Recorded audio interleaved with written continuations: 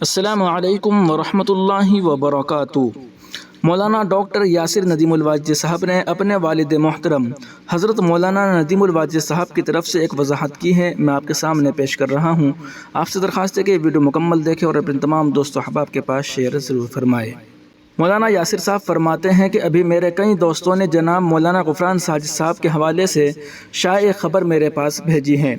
اس میں ساجد صاحب نے میرے حوالے سے یہ لکھا ہے کہ میں نے ان سے یہ کہا کہ اب دارالعلوم دیوبند میں کوئی ایسی شخصیت باقی نہیں ہے جس سے علمی معاملات میں رجوع کیا جا سکے۔ میں ساجد صاحب کے اس بیان پر عرض کرنا چاہتا ہوں کہ نہ یہ الفاظ میرے ہیں، نہ مفہوم میرا ہے، اور نہ میں نے اس طرح کی کوئی بات کہی ہے۔ مولانا ندیم الواجدی صاحب فرماتے ہیں کہ 2-3 ماہ قبل وہ دیوبند کے سفر میں میرے پاس بغرض ملاقات تشریف لائے تھے۔ حضرت مولانا ریاست علی صاحب بجنوری رحمۃ اللہ علیہ کا ذکر آیا تو میں نے ان سے کہا کہ ان کی وفات سے مجھے ذاتی طور پر بڑا نقصان ہوا ہے۔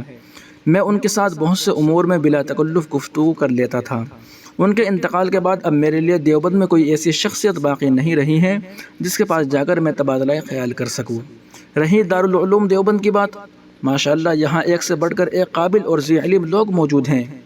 مولانا ندیم الواجدی صاحب فرماتے ہیں خود میرے استاذ حضرت مولانا قمر الدین گورکھپوری مدظ اللہ بھی حیات ہیں، ان کی موجودگی میں میرا یہ کہنا انتہائی بے ادبی اور گستاخی کی بات ہوتی۔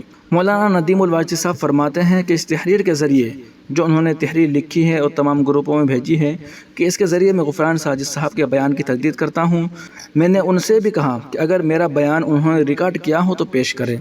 میرا مزاج تنازعات کھڑا کرنے کا نہیں ہے، میں یکسو انسان ہوں اور خاموشی کے ساتھ اپنے کام میں لگا رہتا ہوں۔ اللہ تعالی حضرت کی حفاظت فرمائے، آمین یا رب العالمین۔ واقعی حضرت مولانا ندیم الواجدی صاحب بہت ہی قابل، بہت ہی بہترین انسان ہیں۔